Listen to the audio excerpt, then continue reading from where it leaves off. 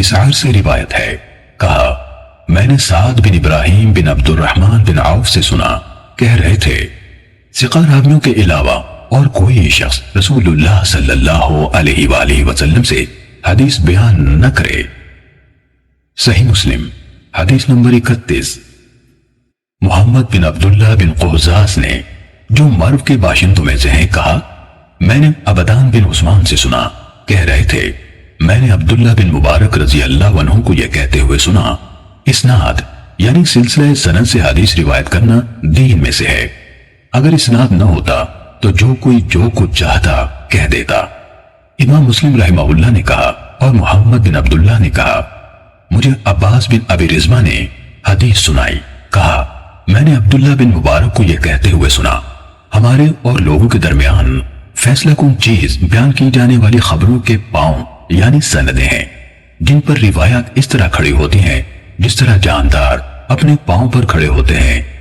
محمد بن عبداللہ بن قہزاز نے کہا میں نے ابو اسحاق ابراہیم بن عیسیٰ طالقانی سے سنا، کہا میں نے عبداللہ بن مبارک سے کہا ابو عبد الرحمن وہ حدیث کیسی ہے جو ان الفاظ میں آئی ہے، نیکی کے بعد دوسری نیکی یہ ہے کہ تم اپنی نماز کے ساتھ اپنے والدین کے لیے نماز پڑھو اور اپنے روزوں کے ساتھ اپنے والدین کے لیے روزے رکھو۔ کہا عبداللہ بن مبارک نے کہا یہ کس کی سند سے ہے؟ کہا میں نے عرض کی یہ شہاب بن خراش کی بیان کردہ حدیث ہے، انہوں نے کہا ثقہ ہے۔ پھر کس سے؟ کہا میں نے عرض کی حجاج بن دینار سے، کہا ثقہ ہے۔ پھر کس سے؟ کہا میں نے عرض کی رسول اللہ صلی اللہ علیہ وآلہ وسلم نے فرمایا، کہنے لگے ابو اسحاق حجاج بن دینار اور رسول اللہ صلی اللہ علیہ وسلم کے درمیان کٹھن مسافتیں ہیں جن کو عبور کرتے ہوئے اونٹنیوں کی گردنیں کٹ کر گر جاتی ہیں، لیکن صدقہ میت کے لیے فائدہ مند ہے، اس کے بارے میں کوئی اختلاف نہیں۔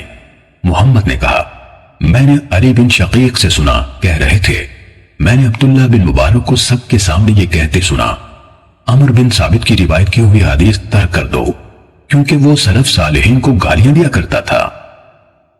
صحیح مسلم حدیث نمبر 32۔ ابو نضر ہاشم بن قاسم نے حدیث بیان کی، کہا ہم سے بحیہ کے مولا ابو عقیل یحییٰ بن متوکل نے حدیث بیان کی، کہا میں قاسم بن عبید اللہ بن عبداللہ بن عمر جن کی والدہ ام عبداللہ بنت قاسم بن محمد بن ابی بکر تھی اور یحییٰ بن سعید کے پاس بیٹھا ہوا تھا کہ یحییٰ نے قاسم بن عبید اللہ سے کہا جناب ابو محمد، آپ جیسی شخصیت کے لیے یہ عیب ہے، بہت بڑی بات ہے کہ آپ سے اس دین کے کسی معاملے کے بارے میں کچھ پوچھا جائے اور آپ کے پاس اس کے حوالے سے نہ علم ہو نہ کوئی حل، یا یہ الفاظ کہے نہ علم ہو نہ نکلنے کی کوئی راہ۔ تو قاسم نے ان سے کہا کس وجہ سے؟ یحییٰ نے کہا کیونکہ آپ ہدایت کے دو اماموں ابو بکر اور عمر کے فرزند ہیں۔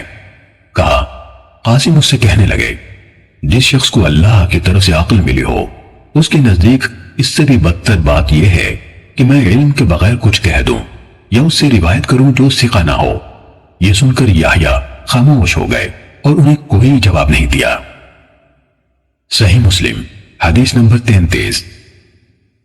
بشر بن حکم عبدی نے مجھ سے بیان کیا، کہا میں نے سفیان بن عیینہ سے سنا، کہہ رہے تھے مجھ سے بہت سے لوگوں نے بحیہ کے مولا ابو عقیل سے سن کر روایت کی کہ کچھ لوگوں نے حضرت عبداللہ بن عمر رضی اللہ عنہما کے ایک بیٹے سے کوئی بات پوچھی جس کے بارے میں ان کے علم میں کچھ نہ تھا، تو یحییٰ بن سعید نے ان سے کہا میں اس کو بہت بڑی بات سمجھتا ہوں کہ آپ جیسے انسان سے جبکہ آپ ہدایت کے دو اماموں یعنی عمر اور ابن عمر رضی اللہ عنہما کے بیٹے ہیں، کوئی بات پوچھی جائے اور اس کے بارے میں آپ کو کچھ علم نہ ہو۔